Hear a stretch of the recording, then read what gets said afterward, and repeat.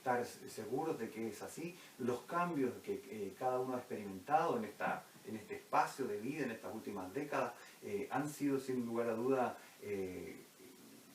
trascendentales en cuanto al hecho de que la apertura y la capacidad de comprensión de nuestra mente se amplía.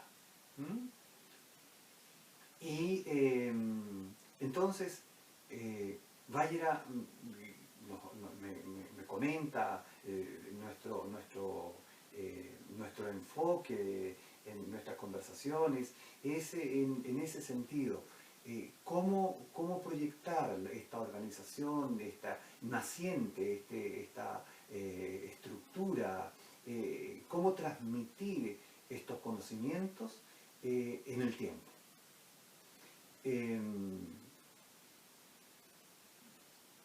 Comentábamos mucho del el periodo de cambios. Con frecuencia, él me decía, a veces estábamos en la habitación y prendía el televisor con control remoto y me decía, Antonio, esto en mi juventud era magia, había sido magia. Ya los teléfonos todavía no había la complejidad de los teléfonos celulares de ahora, pero sí en forma incipiente estaba la computación y todo ello. Y también resultaba un procesos que eran absolutamente mágicos, y me decía, bueno, aquí estamos ahora conectados con los planos sutiles, los planos donde los maestros guardan la memoria cósmica. Y esas conversaciones, esas reflexiones que hacía Vajra, hasta hoy día me resultan y me resuenan tan vivas y tan profundas, tan actuales y tan tangibles.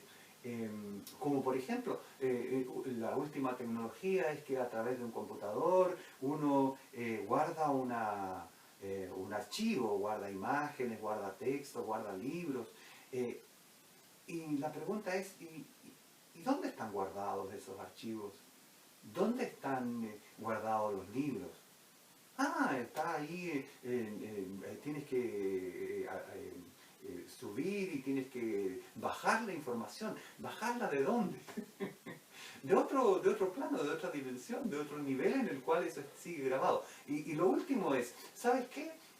Ya no te necesitas tener un disquete, un CD o una memoria para grabar tu propio material, sino que lo que tienes que hacer es conectarte con tu nube. ¿Qué es una nube? ¿Dónde está eso? Está simplemente en los planos sutiles, de los cuales todos hacemos parte y han estado siempre allí, pero ya en un lapso de tiempo tan corto, está allí en nuestro recuerdo de unas par de décadas atrás, eso no existía. Conlleva eso entonces que en este periodo nuestra mente ha tenido la posibilidad de ampliarse, la mente nuestra, de cada uno de nosotros que hemos sido partícipes del proceso, y sin duda que la mente de aquellos seres que han ingresado en el planeta, que han nacido en este último tiempo, están mucho más capacitados para lidiar con esos conocimientos que nosotros mismos. Lo que en unos años atrás, 50, 70 años o 100 años, cuando Vajra era joven y estaba en este proceso, resultaba algo tan distinto, tan lejano, y se enmarcaba todo dentro de algo esotérico, ahora no tiene nada de esotérico. La gente, las generaciones jóvenes sobre todo, tienen un manejo, aun cuando no tienen la comprensión puntual, como proceso lógico de lo que se están conectando y están más relacionados con los planos, los mundos sutiles y las energías cósmicas, que es lo que estuvimos nosotros en ese mismo periodo de nuestra juventud. Entonces, con esos recuerdos de Vajra, me salta y se me presenta como algo que él tenía en su visión, este proceso que se iba a dar en el tiempo. ¿Bien? Entonces, ¿y cuál era el proceso que se iba a dar en el tiempo? Me decía, las condiciones cambian, pero el Dharma no cambia. Entonces yo entendía algo tremendamente importante, que es una de las bases de las enseñanzas del Sudha-Dharma. El conocimiento es uno, es el mismo, es invariable, pero tenemos que ser capaces de adaptarnos a los tiempos y circunstancias. Y tal vez allí es donde nosotros hemos fracasado un poco, no hemos tenido la capacidad de adaptar el conocimiento a nuestras propias necesidades. Por lo mismo, por esa falta de comprensión, que asumo, es mi percepción, desde mi punto de vista, es ese análisis que hago del proceso. Sin embargo, eso cada día está más a nuestro alcance y es más probable de que se concrete. Entonces, en ese proceso de cambio me decía, mira, hay un texto que... bueno, antes de eso, para que no quede el texto en el aire, Vajra pensaba cómo hacemos esta proyección de la organización en el futuro. Estas conversaciones eran independientes de cualquier otra que pudiera haber tenido con la organización, con la directiva del Sudha-Dharma o con otras personas. Eran las conversaciones que teníamos entre los dos. Entonces me decía, ¿cómo hacemos esto? Y de esa manera, como involucrándome o como pidiendo que yo diera alguna idea. ¿Y qué idea podía dar yo? Solamente le decía, pero Vajra, ¿qué piensa usted? ¿Cómo se hace? Me decía, no, en este periodo de inflexión, de cambio, hay que crear un modelo, ¿ya? Un modelo nuevo. Y de nuevo marco aquí lo que para mí era tremendamente importante, juntarlo con adaptar el conocimiento, que es uno a los tiempos y circunstancias. No funciona, me decía, dada la evolución humana, dado la conquista de la individualidad que cada uno de nosotros ha logrado, no funcionan las organizaciones autoritarias. Es más, me decía, observa, Antonio, todas las organizaciones conocidas hasta este minuto, cuando hablábamos con él, un par de décadas atrás, decía, todas las organizaciones conocidas están colapsadas. ¿Ya? ¿Por qué? Porque todas las organizaciones en general tenían un modelo. Ese modelo es que una cabeza determinaba, mandaba y los demás obedecían. No había una participación mayor del grupo. Entonces, los grupos sociales, los grupos religiosos, la política, la misma familia como tal, en el concepto de que en la familia el hombre determinaba, la mujer obedecía y los hijos también, todo eso estaba en crisis. Y no era difícil darse cuenta de que ello era así. Los hijos tenían su opinión, la mujer tenía su opinión, era tan válida como la opinión del hombre. La organización familiar en crisis.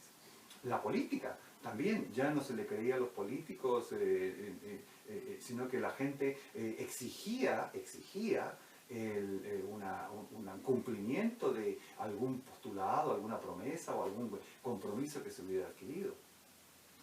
En la misma relación de trabajo, cada uno de los trabajadores como tal, exigiendo exigiendo una condición de vida mejor, todo ello tendiente a algo absolutamente lógico y esperable y entendible desde el punto de vista de las enseñanzas del Sudha-Dharma, la evolución de la forma de la conciencia y el despertar de la conciencia humana.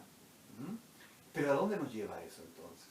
A que el individuo, el ser, deja de una caparazón que lo protege, que serían estas organizaciones, estas sociedades, por decirlo de alguna manera. Me explico.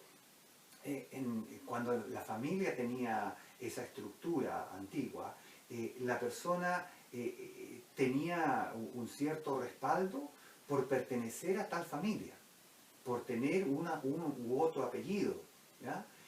Por pertenecer a una organización o a otra, por hacer parte de un grupo político o de otro, o una u otra organización religiosa, sin tomar en cuenta las capacidades reales del individuo en sí, sino que estas capacidades reales se diluían, se escondían de cierta manera en la organización. Y es allí donde entonces me decía, esto es lo que colapsa, esto es lo que no va. Entonces, tenemos que pensar en algo que en el futuro sea el mecanismo de entendimiento y de relacionamiento entre los seres humanos. Eh, Clarísimo estábamos en que se vivía ese proceso y actualmente se sigue viviendo el proceso de esta crisis en la cual nuestros parámetros que antiguamente hablamos de décadas, milenios, fueron válidos, de pronto de un día para otro dejan de ser válidos. Pero ¿cuál es nuestro conflicto? ¿Por qué estamos tan desnorteados? Porque aún no tenemos la base, no tenemos la seguridad de qué es lo firme, de cuál es la opción que tenemos para adelante. ¿Mm? Entonces, decía, no podemos pensar en una organización que tenga esta estructura donde hay una persona y todos los demás van a cumplir lo que esa persona determina. ¿Y cuál es la opción? Entonces, crear un mecanismo que permita que existan muchas personas, varias personas, que tengan la capacidad de interactuar, de compartir y de determinar los mejores caminos o los mejores procedimientos para ser aplicados en la convivencia. Estamos hablando de qué? De la convivencia humana, entiéndase, de la entrega del conocimiento, de la entrega de la filosofía, de las prácticas, de los rituales, de todo ello. Pero que eso esté marcado de nuevo, por un principio básico del Sudharma, que es, bueno, el concepto de la individualidad en la unidad. ¿Ve usted? Pensar en que el individuo sale, y el proceso yo lo veo, y me gusta mucho verlo así, lo visualizo en mi mente, y es una secuencia. El individuo, la persona, está protegida con un cascarón, con un ambiente, con la familia, con la política, con el Estado, con la sociedad, con todo, y de pronto sale de allí y comienza a desarrollar sus capacidades personales. Pero no allí desviándose a un individualismo material, sino que percibiendo sus capacidades de individuo, de esencia. ¿Para qué? Para que gracias a esa percepción y al conocimiento que viene asociado con ello, pueda de nuevo volver a integrarse, pero en otra dimensión, lograr una unidad, pero no una unidad basada en la ignorancia, sino que una unidad basada en el conocimiento y en la comprensión, que es hacia allá donde nos mueve y donde va el proceso evolutivo mundial, y del cual los maestros están siendo parte, han sido siempre parte, y nosotros también tenemos nuestro pequeño, gran, no sé, pero aporte que hacer en este proceso que nos ha tocado vivir. Concretamente entonces surge ahí, empieza a tomar idea de esta estructura de designación y creación de los ñanadatas, que serían las personas encargadas de dirigir en su nivel más alto la difusión y el trabajo de entrega de prácticas, rituales, y cumplir esa función de entregar el conocimiento. Ñanadatta, el que posee el conocimiento, el dador de conocimiento, y no conocimiento intelectual, conocimiento de la vida, conocimiento de la sabiduría, conocimiento que está ahí impreso en la enseñanza de los maestros.